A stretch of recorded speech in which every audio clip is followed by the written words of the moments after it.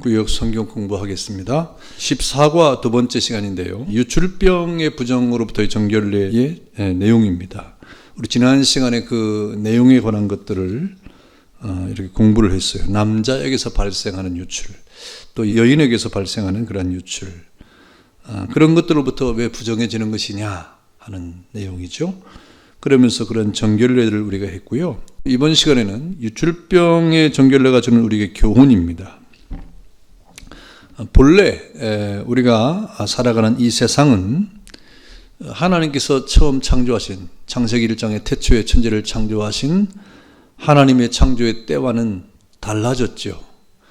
여러분, 창세기 3장에 가면 인간의 범죄의 사실들이 등장하는데, 인간의 범죄로 말미암아 모든 것이 변질되었다 하는 것을 우리는 깨닫게 됩니다.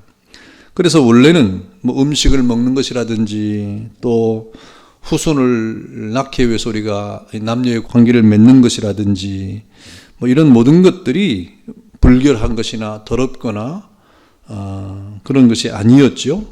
그런데 이 죄가 모든 것을 파괴하고 만 것입니다. 뒤틀려 버렸고, 그리고 하나님과의 관계를 어긋나게 만들어 버린 것이죠. 원래는 어떤 음식이든지 하나님이 다 선하게 창조했잖아요. 그리고 어떤 관계든지 하나님께서 그 관계를 통해서 남녀의 관계는 경건한 후손의 번창을 위해서 생육하고 번성을 하고 하는 하나님의 축복의 계명이었지 않습니까? 그런데 이 모든 것들이 죄로 말미암아 지금 변해버렸다, 뒤틀려져 버렸다 하는 것입니다. 그래서 원래는 여인이 자녀를 낳는 것이 복이었죠. 복이었는데 생육하고 번성을 하고 하는 하나님의 명령을 따라 이것이 복된 일이었는데, 지금도 그것은 복된 그런 행위가 충분하죠. 맞죠. 그런데 이 죄를 짓고 난 이후에 이러한 축복의 내용들이 고통으로 변해버렸다 하는 것입니다. 엄청난 고통이 이렇게 동반되는 일이 되고 말았다는 것이죠. 그래서 이것이 죄라고 하는 것이 모든 것을 변하게 하는, 고통스럽게 하는 그러한 결과를 가져오게 된 것입니다. 그리고 원래 이 일을 하는 것 자체도 사실은 그렇습니다. 물론 나는 지금 일하는 게 즐겁습니다 하는 그런 우리의 고백도 할 수 있지만, 사실상 이 일을 우리가 계속한다고 하는 것이 얼마나 힘든 일입니까?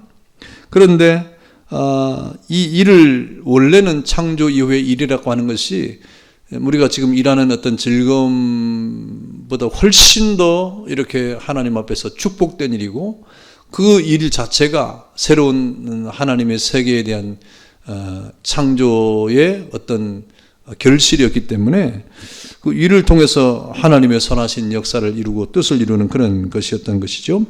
그런데 이 죄를 짓고 난 다음에 이 노동이라고 하는 것이 노동한 만큼의 결실이 따라오지 않고, 또 노동에 땀을 흘리는데 그 땀의 대가가 우리에게 돌아오지 않는, 그러면서 그런 노동의 땀의 수고가 우리에게 덧칠해져 버린 그런 결과를 가져오게 된 것이고요. 결국 이 노동이 사람들이 먹고 살기 위한 땀과 노동으로 전락해버리는 그런 수준이 되고 만 것입니다.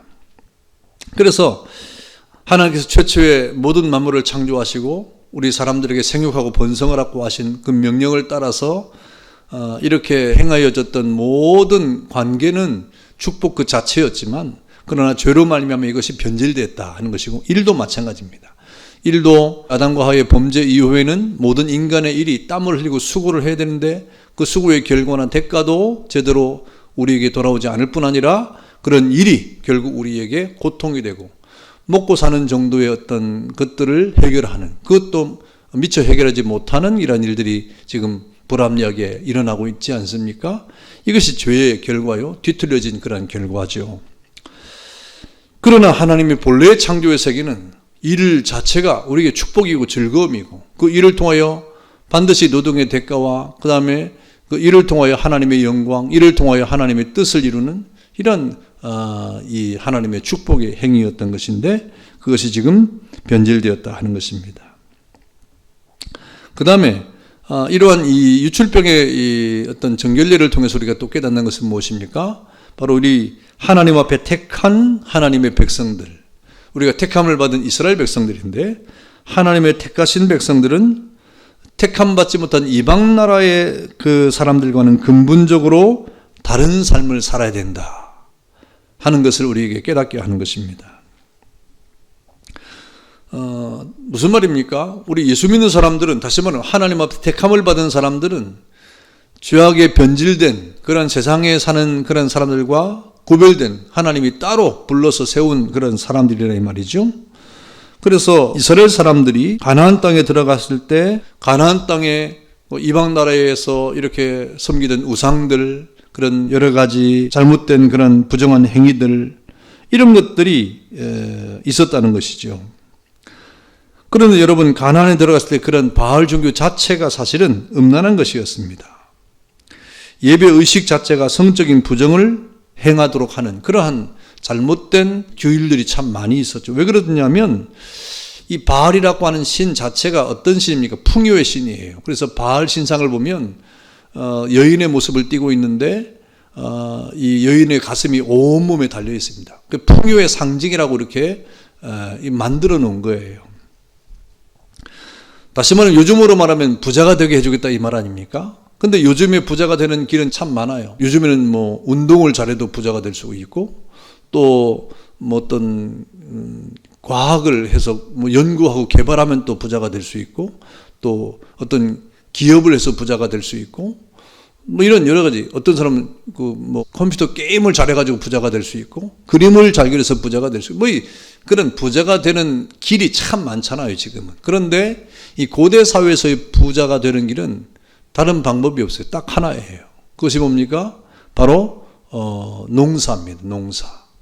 1차 산업 시대였기 때문에 농사를 짓는 것 외에는 다른 길이 없는 거예요. 그래서 풍요의 신 바알은 바로 부자가 되는 길인데, 그 부자가 되는 길은 다른 방법이 없이 그저 농사를 많이 짓는 것밖에 없는 것입니다.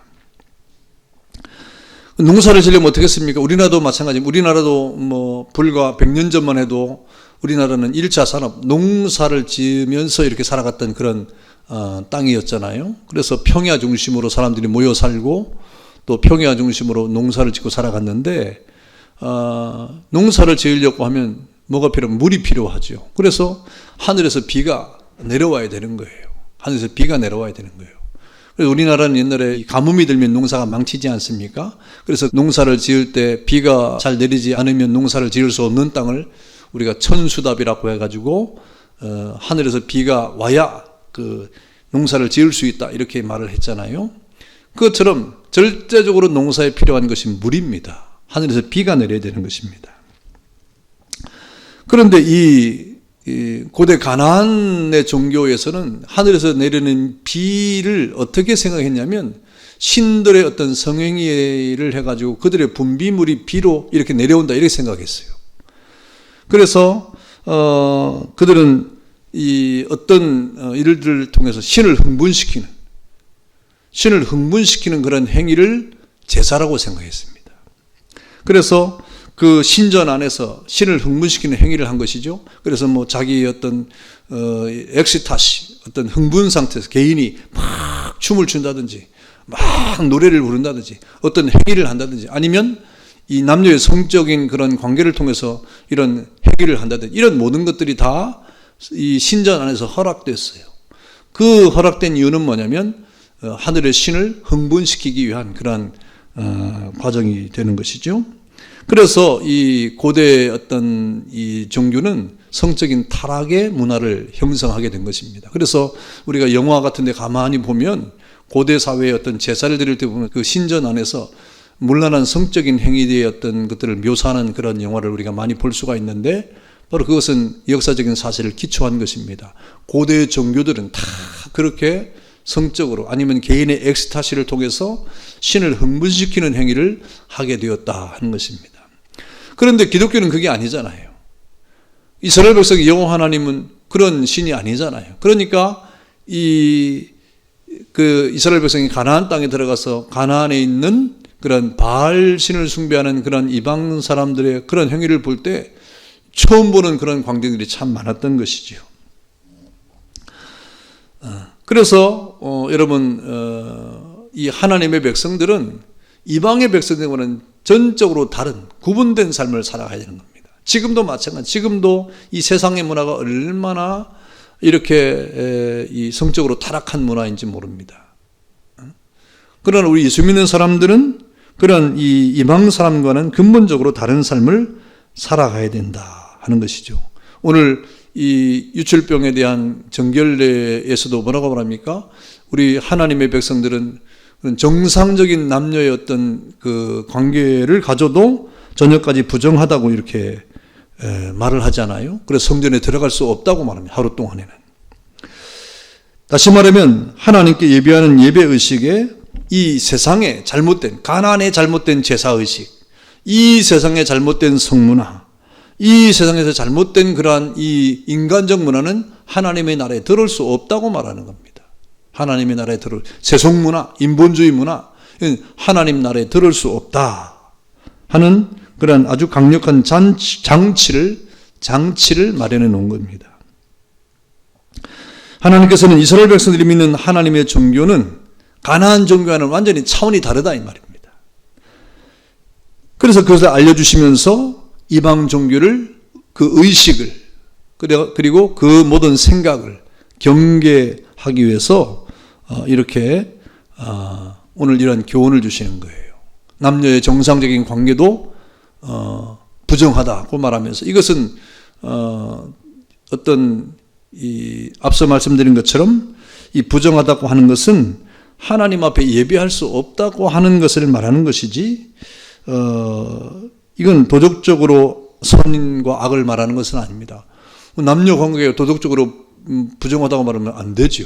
그건 정상적인 관계 아닙니까? 그런 것을 말하는 것이 아니고 이것은 더럽다, 부정하다, 도덕적으로, 윤리적으로 악하다 이런 말을 하는 것이 아니라 하나님께 예배할 수 있느냐 없느냐를 말하는 거예요.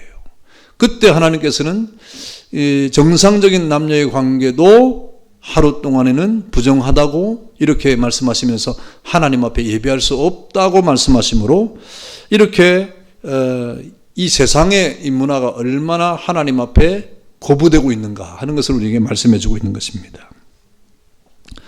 이스라엘 백성은 이러한 여러 가지 하나님이 정하신 법을 지키면서 살아갈 동안에 어떤 일이 벌어집니까? 이방 사람과는 어울려 살 수가 없는 거예요. 그들의 문화 속에서 우리가 살 수가 없는 거예요. 그래서 이방인과 결혼이 자체가 불가능한 겁니다. 이방인과 우리가 이렇게 마음을 같이 하는 것이 사실상 불가능한 것입니다.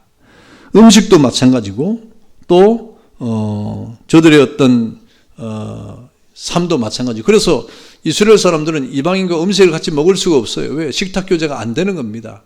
왜? 그것은 부정하니까 하나님 앞에 갈 수 없으니까. 그 자체가 잘못된 것이 아니라 그걸 먹으면 하나님 앞에 예배할 수 없으니까 안 하는 거예요. 우리가 지금도 마찬가지 아닙니까? 지금도 이 세상에서 술 먹고 다른 이렇게 우리가 세상 사람과 함께 즐기는 이런 모든 것들이 사실상 세상 사람이 술 먹는다고 도덕적으로 그 사람들을 비난할 수 있습니까? 그 삶인데. 그런데 우리가 그것을 안 하는 게 뭡니까? 하나님 앞에 예배하는 일 앞에 우리가 방해를 받기 때문에 그렇습니다. 하나님 앞에 예배하는, 하나님 앞에 나오는 일 앞에 방해를 받기 때문에 그런 거예요. 우리를 경건하고 거룩한 하나님의 백성으로 이 땅을 살아가야 되기 때문에 그렇죠.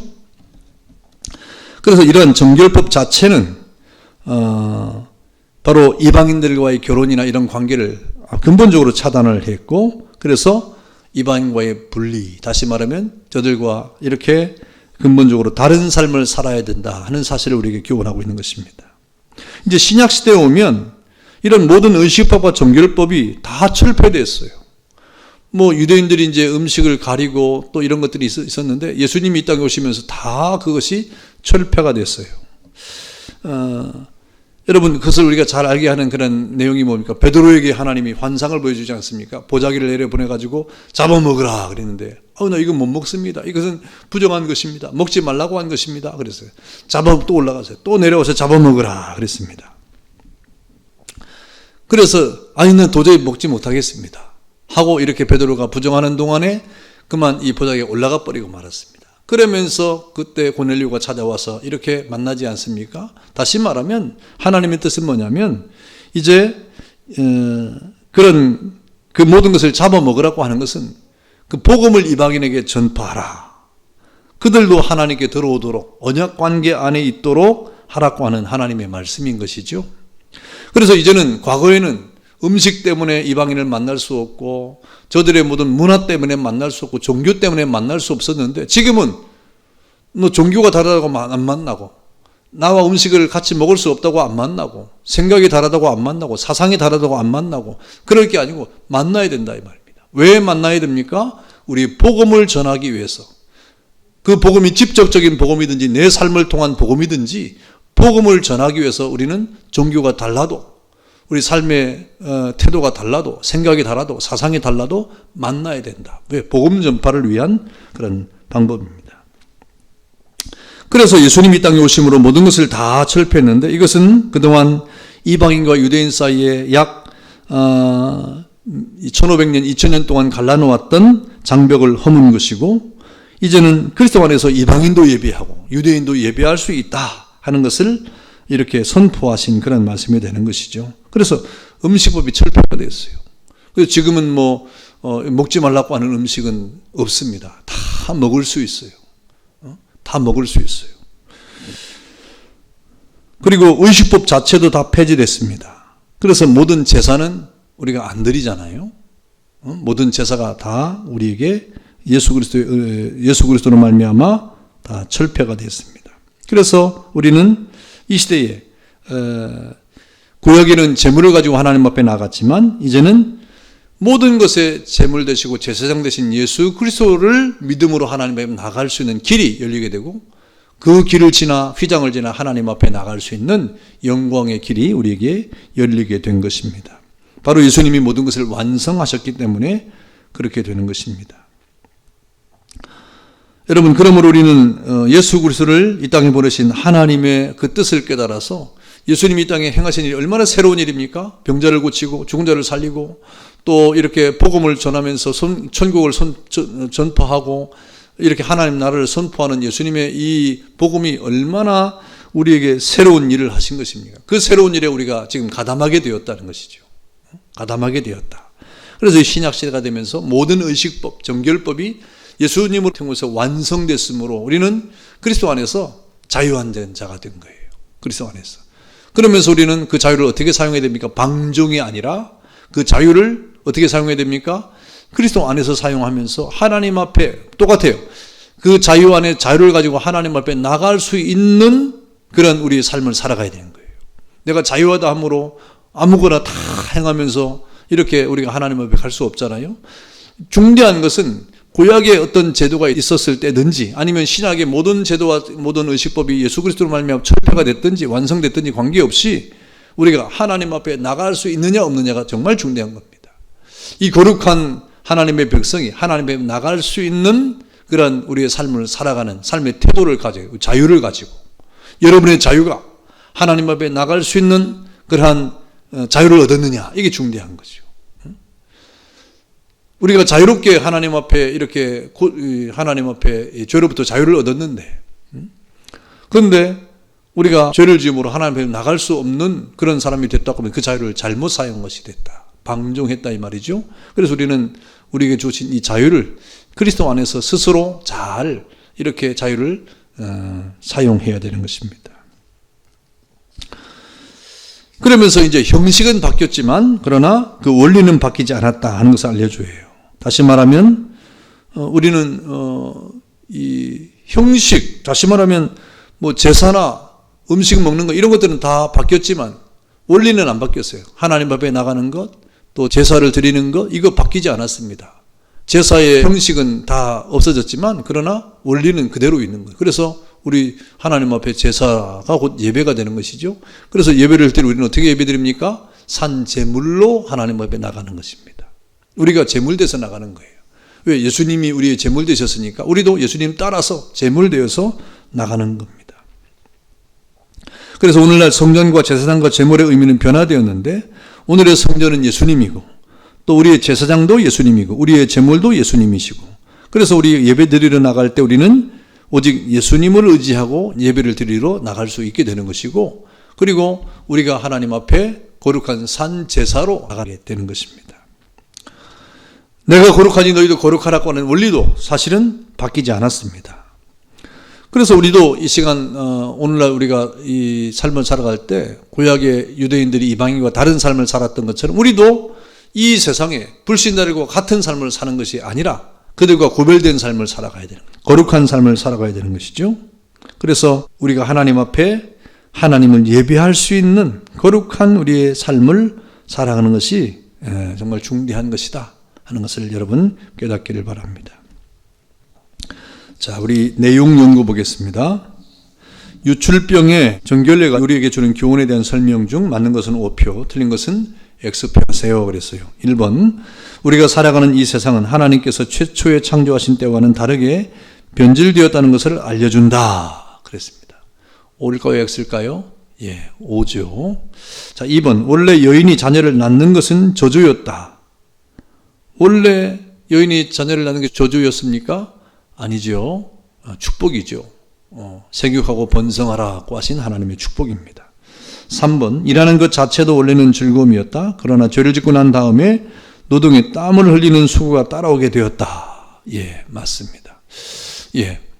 그 다음에 4번, 하나님의 택하신 이스라엘 사람들은 이방 나라 사람들과는 근본적으로 다른 삶을 살아가야 한다는 것을 알려준다. 그렇죠. 예. 5번, 신약시대도 이런 유대인의 의식법과 정결법은 계속해서 지켜져야 된다? 아니죠. 철폐됐죠. 예수님께서 완성하셨지 않습니까? 그리고 6번, 오늘날의 성전은 예수님이고 우리의 제사장도 예수님이고 우리의 제물도 예수님이시다. 그러므로 예배를 드리러 나갈 때 우리는 오직 예수님만 의지하고 나아가 예배를 드려야 한다. 예, 맞습니다.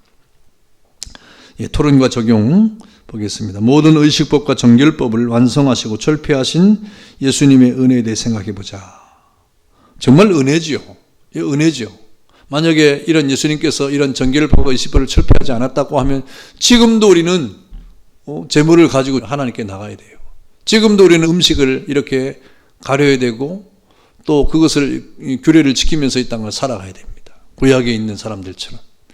그런데 지금 예수님께서 그 모든 것을 다 완성하시고 철폐하셨다. 십자가 안에서 예수님께서 다 모든 의식법과 모든 정결법을 완성하시고 철폐하신 것이죠. 그래서 지금 우리는 이 어떤 형식으로서의 제사는 완전히 없어졌어요. 형식으로서의 제사는 완전히 없어졌지만 그 원리로서의 제사를 우리가 드리고 있는데 그것이 예배라 이 말입니다. 예수님께서 우리의 성전 되시고 또 제물 되시고 제사장 되셔서 주님을 의지하고 우리가 예배하고 있다. 참 얼마나 감사합니까? 예수님이 이 모든 것을 완성하심으로 우리가 하나님 앞에 이렇게 산 제사로 예배를 드릴 수 있다는 것이 얼마나 감사합니까? 그러니 감사하며 감격하며 하나님 앞에 예배에 참석하셔서 하나님 앞에 예배를 드려야 될 것입니다. 감사합니다. 기도하겠습니다. 자비하신 하나님 감사합니다. 유출병의 부정으로부터의 정결례, 남자의 유출병과 또 여인의 유출병에 여러 가지 예가 있었습니다. 이런 것들이 부정하다 그랬습니다. 이 부정하다고 하는 것은 더럽다든지 불결하다는 것이 아니라 그 죄로 말미암아 하나님 앞에 나갈 수 없다고 하는 것을 말씀합니다. 하나님 앞에 나갈 수 없는 그러한 관계, 그런 상태를 만들지 않도록 우리가 늘 깨어 기도하는 가운데 정결한 영으로 이 땅을 살아가는 하나님의 백성들이 되도록 은혜를 베풀어 주옵소서. 감사하고 예수님의 이름으로 기도하옵나이다. 아멘.